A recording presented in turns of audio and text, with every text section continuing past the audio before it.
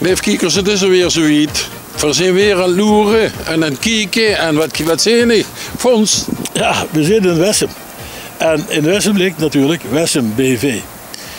Het werd wel winter en als ze 's winters over de weg rijdt, dan zie je zich allemaal zoutwagens die dan zout strooien en noem maar op.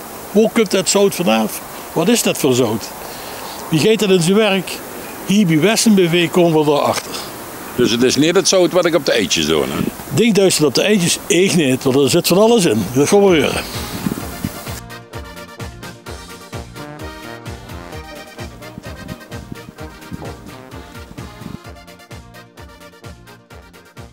We zijn in een van de grote zouthallen van de firma Wessem Port Services in Wessem op dit moment. We hebben nog meerdere locaties in Steen, Maastricht en in Laardaken. En heb je daar allemaal nog zoveel zout liggen?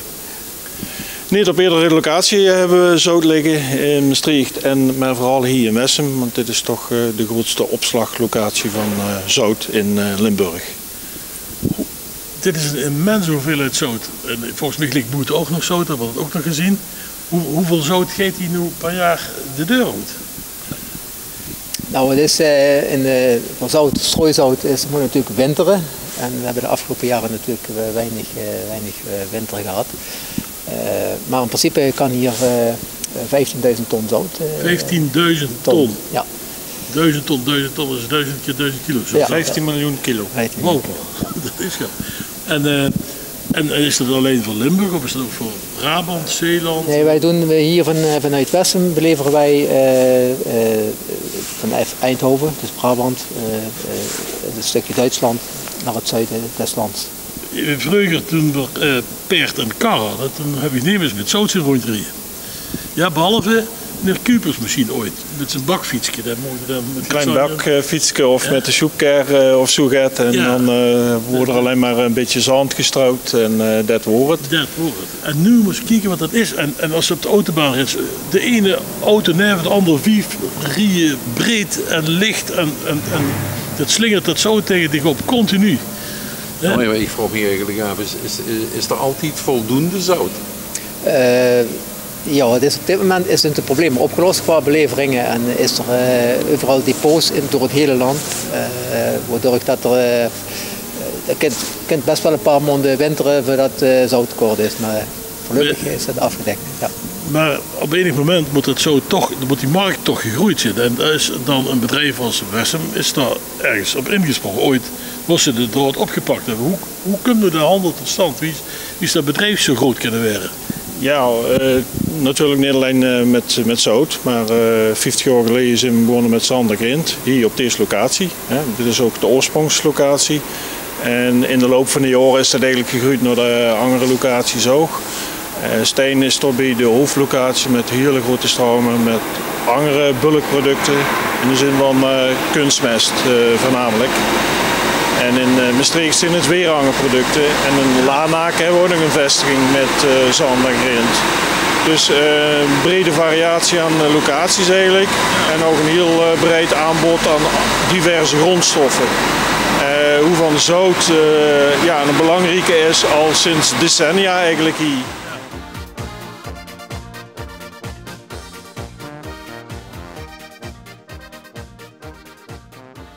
Zit er nog veel onderscheid in de kwaliteit van het zout?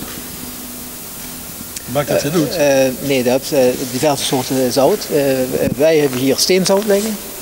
Steenzout en dat is een vacuümzout. Maar in principe is dat op zich duur zout. En steenzout heeft het voordeel dat er geen waaiervorming komt op het strooien. Het verdeelt zich makkelijker. Het verdeelt zich makkelijker, ja. En het houdt wat langer. Het heeft wat meer inwerking op het ijs. Nu zie ik ook wel langs de weg, overal bij die depots, bij de gemeente, zie je een zout liggen. Hè? Die hebben zout in voorraad. En dan denk ik zit ik hier die loods en denk ik, jezus, komt dat allemaal hier vandaan? Of wanneer gaan ze dat halen? Werd dat beleverd in augustus of in juli of in januari als de sneeuw ligt? Of, hoe heet dat? Eigenlijk wil het hele jaar door kan er zout geleverd worden. Normaal gesproken, als er een slechte winter is, dan blijft de voorraad hier zoals het er is. Maar na de winter wordt gelijk weer aangevuld met nieuwe schepen die hier komen, wordt hier gelost. En van daaruit werd er weer contact opgenomen met de gemeentes, met de provincie, met Rijkswaterstaat om bepaalde Ik kan me voorstellen dat het best wel heel duur is om zo'n voorraad aan te houden. Hè?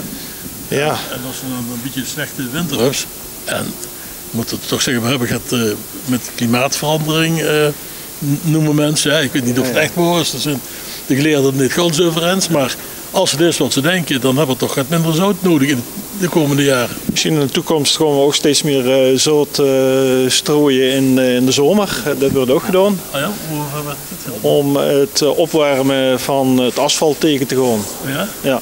En er zijn ook een paar voorbeelden van de afgelopen zomer en vorig jaar geweest hoe dat zo plaatsvond. Ja. Afgelopen jaar morgen op het nieuws en dan had het even gevroren, iets van 12 graden of zo. En dan bleek dat zout niet te werken. Want het werkt maar tot 6 graden of zoiets, of 8 graden. 8 graden, ja. Ja. Is het echt zo? Ja, dat is weer per type zout. Heeft dat een andere eigenschap natuurlijk. En dan kun je ook meerdere technieken met het strouwen. Het strouwen, iedereen denkt van oké, ik gooi wat in een strouwwagen en dan gaat de snelweg op en klaar. Nee, hoeveel zout per vierkante meter, of vierkante centimeter zelfs. Wie breed wordt gestrouwd over de weg, of met z'n tweeën of met z'n drieën neven elkaar over de weg. Wat voor weersomstandigheden is, gewoon nog noorstrouwen, want dat kan ook nog.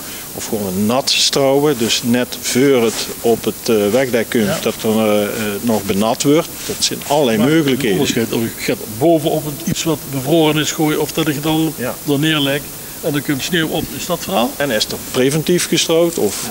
Ja, precies. Ja. Dat zijn allerlei invloeden ook per soort. En dan werd het zo gebroken wie het gewonnen werd? Of zijn er nog toevoegingen aan? Af en toe kan er een toevoeging plaatsvinden. Klompvorming, brokvorming tegen te gaan, want het moet wel vloeien door de strouwinstallatie. Maar dan moet je die toevoeging die moet je dan mengen met dat zout. Dus moet je dat zout eens door een mengmachine halen? Of hoe maar dat gebeurt vaak al op de plaats van lading, in de grove zelf. En hoe komt dat zout hier allemaal terecht? Want dat zijn bergen, dat zijn echte bergen. Ja. Dan kun je op skiën, dat is meer als een beetje zout voor eten. Ja. Ik ga in een zakje stoppen. Nee, maar je kunt gewoon een kunstskibaan maken of zo op dit zout. Hè. Klein landkaart is die ja. op, hè? Ja, precies. Ja, precies. Moet je kijken. Nee, maar het komt per schip. Per schip? Aan. En dan lossen we dat op vrachtauto's en dan rijden we het hier in de opslag. Dus, ja. En hoe moet ik voorstellen? Is dit 1 schip, 2 schepen? Wat gaat het over? Wat kan zo'n schip vervoeren? Het schip is gemiddeld 2000 ton. 2000 ton? 16.000 ton. Dus, we hadden 15 miljoen van die dingen. Dus er kunnen 8 schepen in ongeveer. Ja. Het is schat, hè? Geweldig. Ja, en vroeger hadden we nog een tweede locatie in Maasbracht. Daar lag nog een grotere hoeveelheid, iets van 25.000 ton. Maar daar zijn we een aantal jaar geleden met gestopt, omdat de opslagkosten op een gegeven moment veel te hoog worden. En ook Rijkswaterstaat en de gemeente inmiddels allerlei opslagcentra zelf gebouwd hebben om te kunnen voorzien in de eigen behoeften gedurende de winter.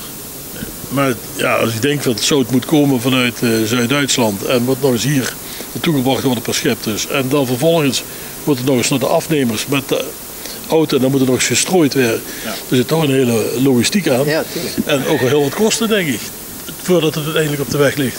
Ja, maar natuurlijk, veiligheid gaat boven alles. En de wegen moeten goed bereikbaar zijn, ze moeten veilig bereikbaar zijn. En er moet direct actie ondernomen kunnen worden bij wintersomstandigheden. Om een autoloze zondag te maken, of als volgens niet rijden, dan hulp met aan de stikstof, begreep ik. Dat is ook een idee, zijn Ton. Ja, dat zal een idee zijn, maar ik neem aan dat het niet schadelijk is, zoutstrooien. Nou, te veel zout, overal te veel van is schadelijk natuurlijk en dat geldt ook voor zout, want het is een natriumchloride verbinding die natuurlijk ook de bermen aantast bij overbodig gebruik. Maar tegenwoordig is echt alles tot in de puntjes geregeld door de strooplogen en die weten precies welke hoeveelheden gestroopt mogen worden. Dus daar wordt wel rekening mee gehouden. Interessant. Nou, een mooi verhaal. Succes met de verkoop dit jaar. Ik hoop dat het heel hel gaat vrezen. Ja, dat hopen we ook. Tot lang vooral. Hè? Ja, we hebben Vannacht hebben ze gestrooid, dus... Het is goed begonnen. Wat we ervan uit gewoon, het zal niet glad zijn op de weg als ik het zo bekijk. Dus allemaal voorzien dat het goed gaat komen. Dankzij Wessem BV. Ja. Dankzij Wessem BV. Beste kijkers, en ik heb het weer gezien, bij Loeren zie ik hier Stongerweg is. Er is zoveel wetenswaardigheden. Ik wist niet dat er zoveel zout in Limburg was. Ik zal zeggen, toen de volgende keer, bij Loeren zie ik hier staan. Meer zouten dan eikens.